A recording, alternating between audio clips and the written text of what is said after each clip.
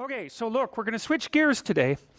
The first half of this course, as you've no doubt already gathered, is because it's grounded essentially in clinical theories of personality, it tends more towards the philosophical. And I told you that the reason for that was that I regard clinical psychology as a branch of engineering rather than a branch of science. It's human engineering, obviously, and because of that, it's an applied science, and so that means it straddles the ground between a science and a practice, and because it involves human beings, it necessarily involves value because we live inside value structures, and so the logical consequence of that is that investigation into the philosophy of value is necessary in order to understand clinical psychological theories. Because really what you're trying to do as a clinician, you could say you're trying to do two things. One is to help people have less terrible lives, but you're also trying to help them have better lives, and there's obviously a value structure that's inherent in that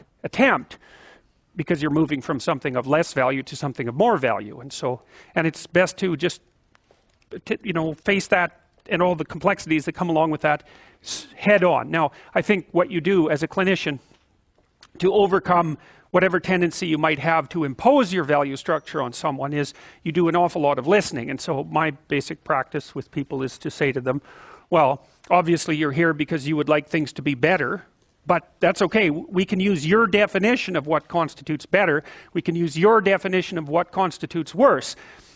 Or we can establish that through dialogue and negotiation. What are you aiming at? How would you like things to be better a year from now, say? If you could have what you wanted, if your life was put together, what would that look like?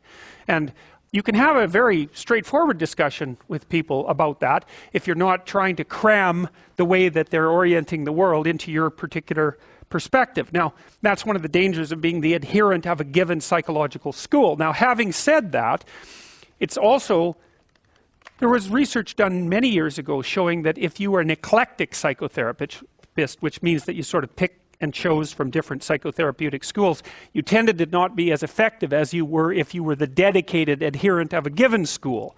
And I think the reason for that is that there's so many schools of psychological thought that if you say that you pick and choose from all of them, what that really means is that you don't know anything about any of them.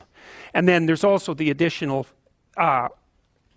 factor, maybe you might call it, that if someone comes to you and they're very chaotic and confused, helping them impose any structure onto their life is likely to be an improvement over no structure at all. And you could think about that in a Piagetian sense, is that you're going to be happier playing a game rather than no game. And there's many games that you could play that are better than no game. And so if you go to a therapist that has a particular viewpoint and they help you structure your understanding of the world within the confines of a given clinical model, and you came in there very chaotic and uncertain, then maybe that's going to be a lot better for you than just floundering. And I think there's some real truth in that. And I think that's part and parcel the same of another, what you might call it, reasonable observation about maturation, is that it's very necessary for people at some point in their life to dedicate themselves to a single game of some sort, which is kind of what you're doing in university.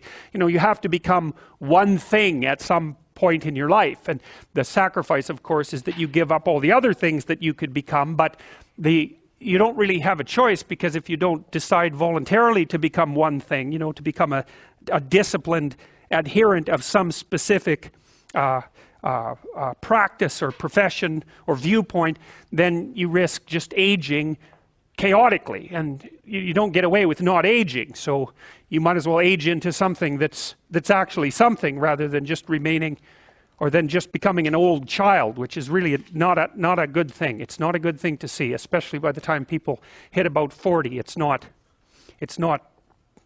pretty for them or anyone else. And even at 30, it's getting pretty old at that point. 40, it's almost irreparable at 40.